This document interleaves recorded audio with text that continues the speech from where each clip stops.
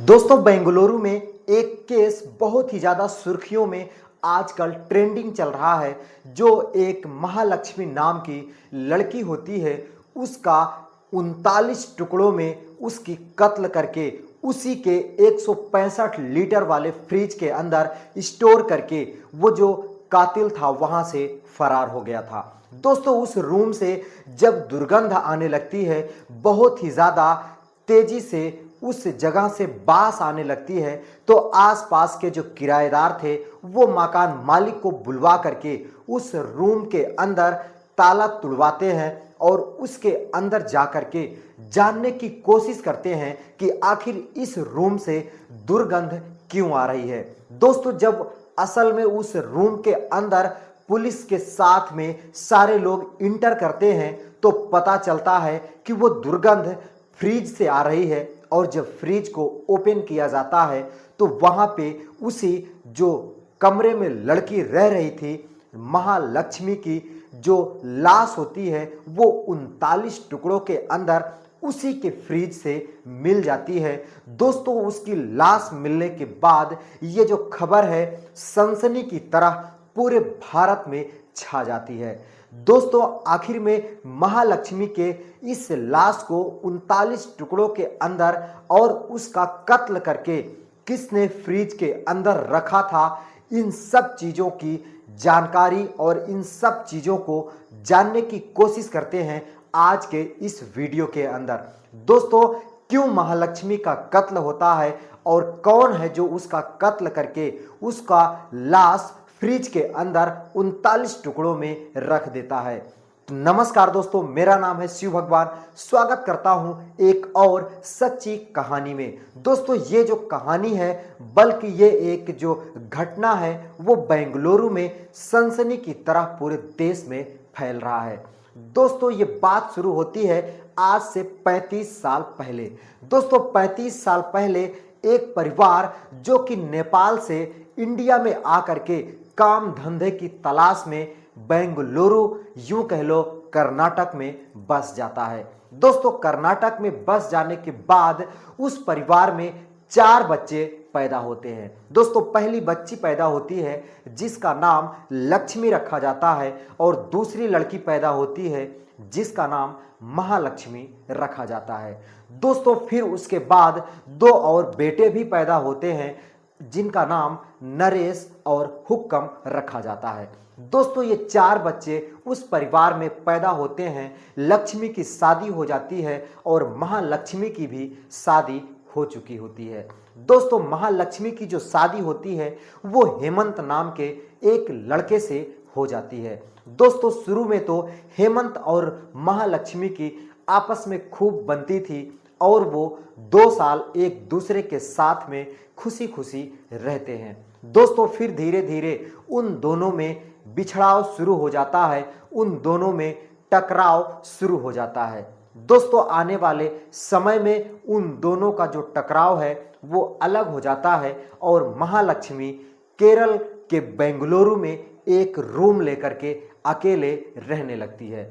दोस्तों वो अकेले रहने लगती है, लेकिन उसके पति हेमंत का कहना है कि वो अकेले नहीं रह रही थी, बल्कि एक अशरफ नाम का लड़का है जिसके साथ उसका अवैध रिलेशन संबंध होता है। दोस्तों उनका कहना है कि अशरफ नाम के लड़के के साथ इसका अवैध संबंध है और उसी के साथ ये रूम पे रहती थी और यहां तक कि वो अशरफ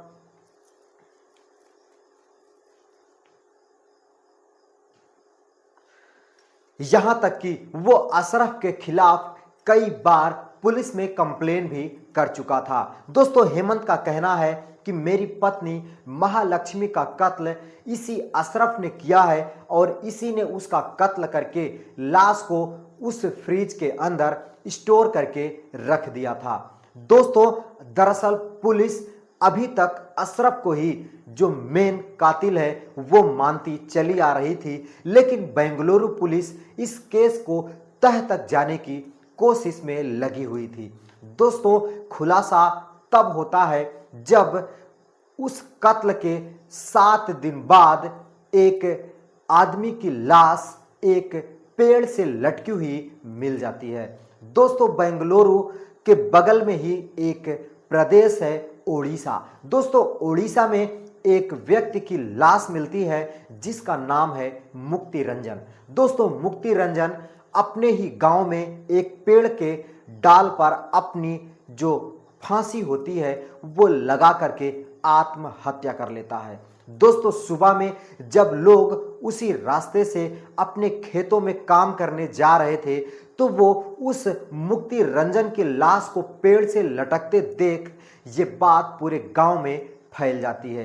दोस्तों पूरे गांव में फैलने के बाद सारे लोग आकर के जब मुक्ति रंजन की लाश को नीचे उतारते हैं तो उसके जेब से कुछ लेटर भी मिलता है।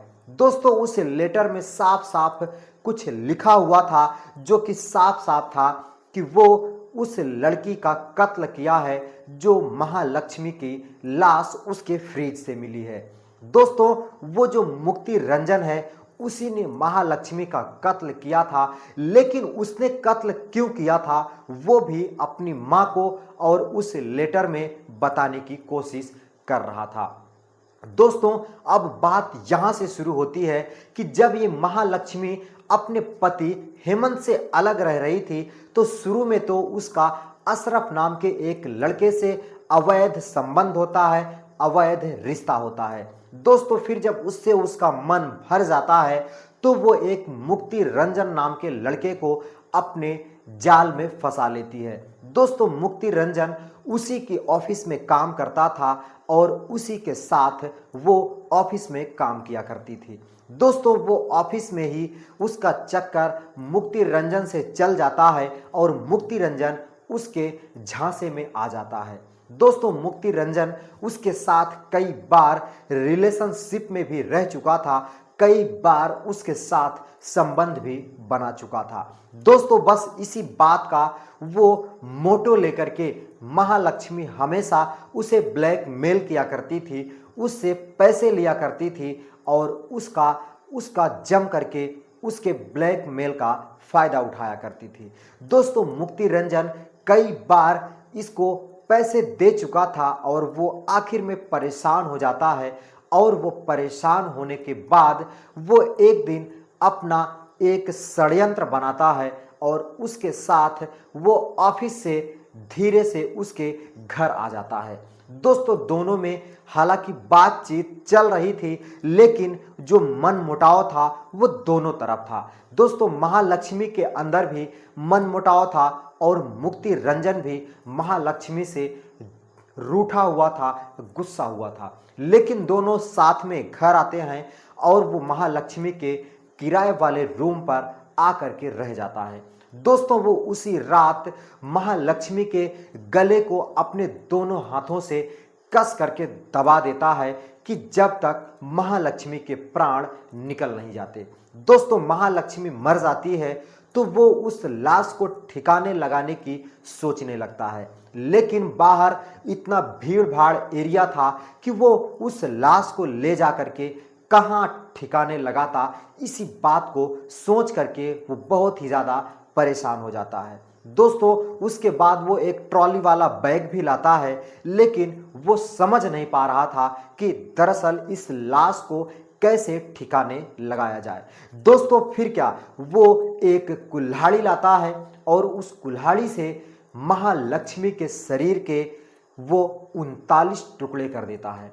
दोस्तों 39 टुकड़े करने के बाद वो उसी के रूम में रखा 165 लीटर का फ्रिज होता है, उसी के अंदर उसकी सारी बॉडी पार्ट्स डाल करके फ्रिज को बंद कर देता है और वहां से वो फरार हो जाता है। दोस्तों फरार होने से पहले वो उस पूरे रूम को केमिकल से लेकर के पानी से पूरे अच्छे तरीके से वॉश करता है और अपनी सारी जो खून के धब्बे थे और सारी शिनाख्त मिटा करके अपने भाई के पास मुंबई महाराष्ट्र चला जाता है।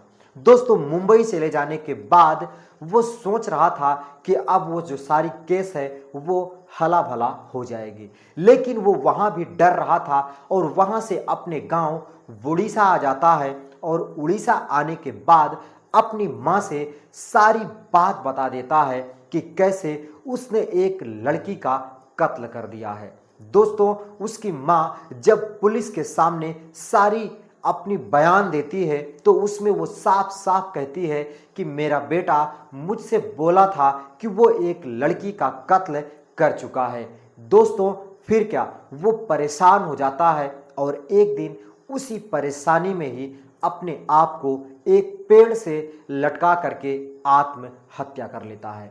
दोस्तों, जब ये बातें पुलिस के सामने खुलासा होती है और उस लेटर को पढ़ने के बाद जब पुलिस को इन सारी बातों की जानकारी मिलती है तो पुलिस के भी होश उड़ जाते हैं। दोस्तों, दरअसल महालक्ष्मी का जो कत्ल हुआ था वो एक मुक्ति रंजन नाम का जो व्यक्ति था उसने किया था।